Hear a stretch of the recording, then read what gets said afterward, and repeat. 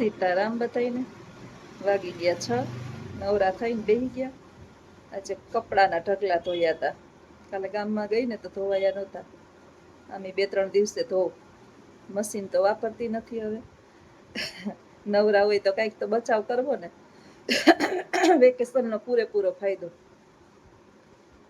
બોલવાની શરૂઆત કરું ને એટલે એ ભેગું જે છે ને ગળાની અંદર ખીચખીચ ચાલુ થાય. એનું કારણ છે અત્યારે બહુ તાપ ને પડે ને તો બીજું તો બધું આપણે ઠંડુ ના ખાતા હોય. ઠંડુ ફ્રીજનું છે ને બહુ નુકસાનકારક છે.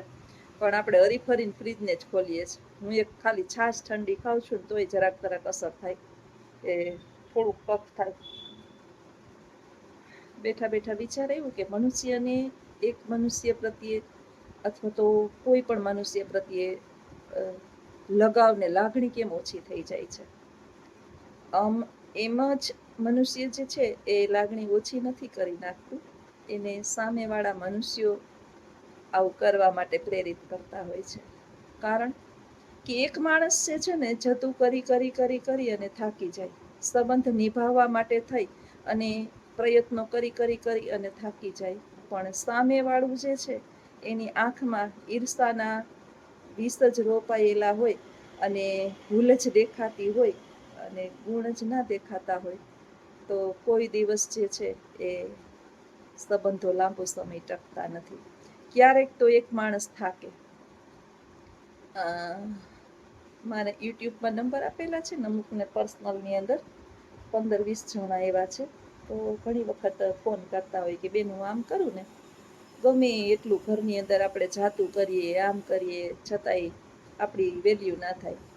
એટલે મને હસવું આવે. તમારે વેલ્યુ કરાવીને માણસ પાસે વેલ્યુ કરાવી અને તમારે બેન કરવું છે હું? એક માણસ વેલ્યુ કરી અને તમને શું કહેશે? 2 સારા શબ્દો કહેશે, એનાથી તમારું જીવન તમારે જીવવાનું છે. વેલ્યુ જે છે ને એ મનુષ્ય એક દિવસ કરશે ને તો બીજે દિવસે તમને ખરાબ કહેશે. આ મારો ખુદનો અનુભવ છે. એક દિવસ જે છે એ મારા વખાણ કરતા કરતા મનુષ્યો થાકતા નહોતા. કેવી ડાય છે ને એ મા બાપની કેવી સેવા કરે છે ને બધા આખા જોઈન્ટ ફેમિલીમાં આટલા પરિવાર વચ્ચે રહે છે ને એ એટલા બધાને હાચવે છે ને આમ છે ને તેમ છે. માણસ એક ને એક હોય, પરંતુ જ્યારે એ માણસની જરૂરિયાત પૂર્ણ થઈ જાય એટલે માણસની અંદર જે છે એ માણસને ગુણો દેખાતા બંધ થઈ જાય અને અવગુણો દેખાતા શરૂ થઈ જાય. માણસ કોઈ આપણે એવી અપેક્ષાઓ જ ના રાખીએ કે આ પૃથ્વી ઉપર આપણી કોઈ વેલ્યુ એટલે આપણું મૂલ્ય, આપણા વખાણ. કોઈના વખાણ અને નિંદાથી જીવન જીવવું ને એ આપણી ખરેખર સમજદારી નથી, એ મૂર્ખાઈ છે. હું તો એમ કહું છું કે 500 જણા છે ને કાયમ આપણી વાતો કરવા જોઈએ. 500 નહીં, 5000, 5 લાખ, 5 કરોડ ભલે ને કરે. ખરેખર આપણે આપણા આત્માને, જે લોકો આપણાથી ઈર્ષાથી ભરેલા છે, આપણી ખુશી જોઈ શકતા નથી. હવે ખુશી તો ભાઈ શું હોય આપણી અંદર કે આપણે સામાન્ય નોર્મલ જીવન જીવતા હોય, શાંતિથી રોટલા ખાતા હોય અને આપણે કોઈને નડતા ન હોય અને આપણે કોઈ નડે એ આપણે કરવા દેતા ના હોય, એવું આપણે જીવન જીવતા હોય. અને છતાંય લોકો આપણને ઈર્ષા કરે તો એની આંખનો પ્રોબ્લેમ છે, આપણો નથી. બધાને આપણે જવાબ દેવા બેસતું તો આપણે આપણું જીવન જે ઈશ્વરે આ મુસાફર તરીકે મોકલા છે આ પૃથ્વી પર, સુખી કરવા માટે મોકલા છે. તમે હરો ફરો, આનંદ કરો. જો ઈશ્વર જે છે ને આપણો પિતા છે. પિતાનું કામ શું છે? આ પૃથ્વી પર આપણને લઈ આવવાનું. આપણે પૃથ્વી પર માતા પિતા આપ્યા, પરિવાર આપ્યો, ભાઈ બહેન આપ્યા, કાકા કુટુંબ, દીકરી હોય તો તેને 2 પરિવાર. હવે બધી જગ્યાએ આટલા બધા માણસોના મનને સાચવવાને એ તો આપણે કહીએ ને કે રેતીના ઢગલામાંથી સોઈને ગોતા જેવું છે. હવે એવું તમે અપેક્ષા રાખો કે બધા જ મારા પરિવારના એકો એક લોકો ખુશ થાય અને મને મારા વખાણ કરે, મારી વાવા કરે, બહુ સારી, બહુ સારી, બહુ સારી. આ સારું થઈને જોઈ લીધું મેં અને ખરાબ થઈને જોઈ લીધું. એટલે ખરેખર આનંદ જે છે ને એ ખરાબ થઈને જીવવામાં તમને મજા આવે છે, કે જ્યારે લોકો તમને બહુ ખરાબ ખરાબ કીધે રાખે ને ત્યારે, કે નથી હારી ને વ્યવહાર હાચવતી નથી ને કાંઈ બોલતી નથી ને કાંઈ કરતી નથી, મોઢે મોઢ જવાબ દઈ દે છે ને હવે તો આમ બદલાઈ ગઈ છે ને ફલાણું છે ને ઢીંકું છે ને. મેં મારી કાને સાંભળ્યું હોય ને તોય હું એને ગણકારું નહીં. શું કામ? કે હકીકતની અંદર જેની ફરજ આપણે નિભાવવાની હોય ને એ આપણે પૂર્ણ નિભાવી લીધી હોય. હવે એના પછીની ફરજો નિભાવવી કે ન નિભાવવી, અથવા તો આપણે આગળ વધવું કે ના વધવું, તું મેં કરવું કે ના કરવું, પછી ક્યારેક તો આપણે આપણા નિર્ણયો લેવાના હોય કે ના લેવાના હોય. અત્યારનો સમાજ જે છે ને એ એવો છે કે હું કરું એ બધી લીલા અને તમે કરો એ હું નહીં બોલું, આવું છે.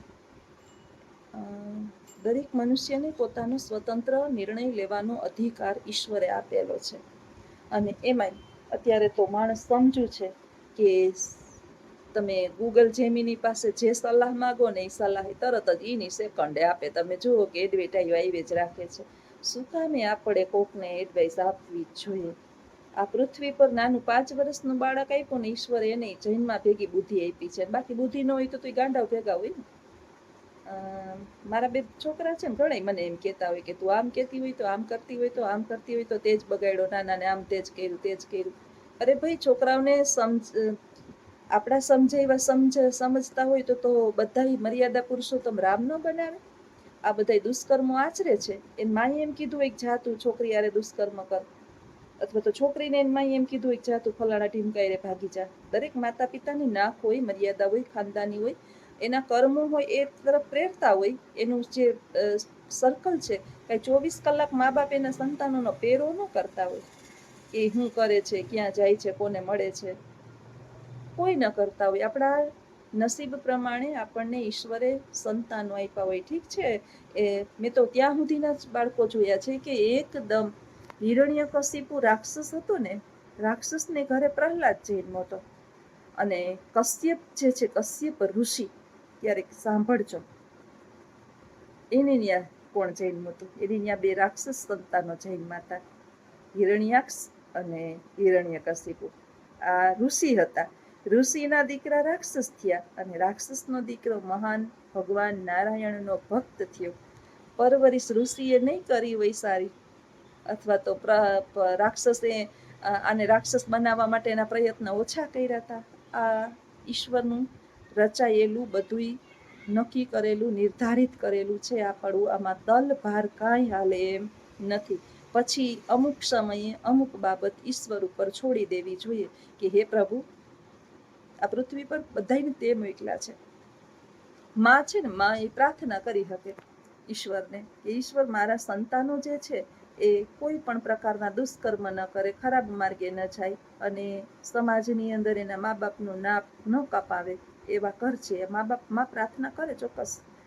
નાના બાળક હોય ને એને ઝાપટ મારી લ્યો કદાચ તમે, પણ છોકરું 10-15 વર્ષનું થાય એટલે એને બહુ અપમાન લાગે તમે જાહેરમાં કાંઈ કહો તો. એટલે પછી અમુક સમયે એને આપણે મીઠો ઠપકો આપી શકીએ, પણ બહુ જબરજસ્તી કે મારી ન નખાય બાળકને.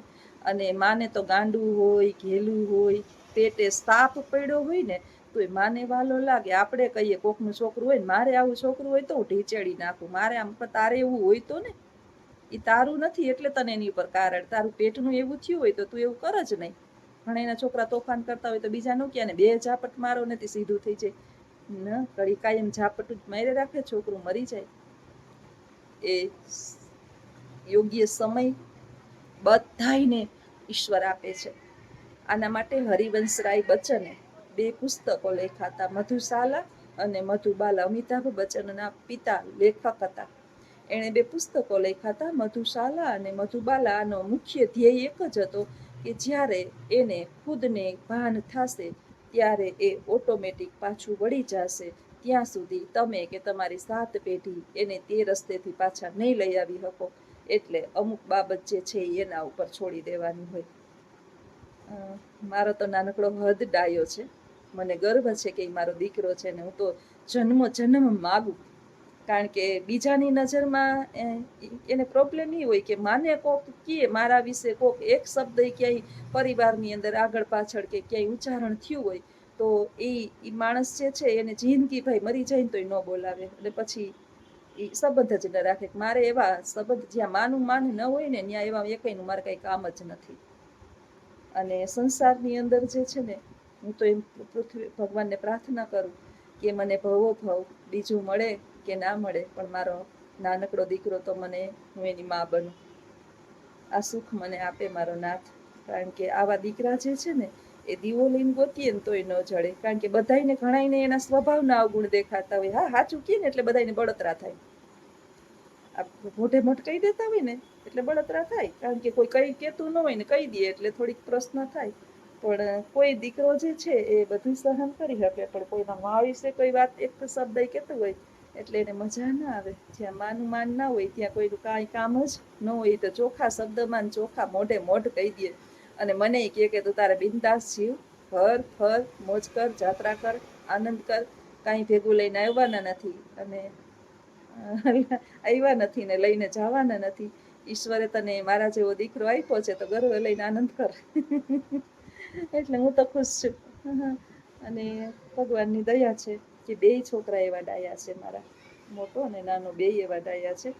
પણ હવે પછી બીજા આપણી કેવી સારી ખરાબ ખોટી સાચી અથવા તો આપણી આસપાસ, એટલે દરેક મારા યુટ્યુબ ફેમિલી જે મારા વિડીયા જોવે છે ને મને પર્સનલની અંદર, એટલે હું કોઈના નામ ના લેતી હોય, ફોન કરીને મને કહેતા હોય બેન આવું કેમ થાય, તો આપણી આસપાસ જે ડાળીઓ જે છે ને એને ઇગ્નોર કરવાની. આપણું થળિયું મજબૂત હતું ને, જો મારા મા સાસુ સસરા એકદમ મને કોઈ દિવસ એણે કોઈ દિવસ એટલે કોઈ દિવસ કંઈ કીધું નથી. બસ અહીંયા મારું પૂર્ણ થાય.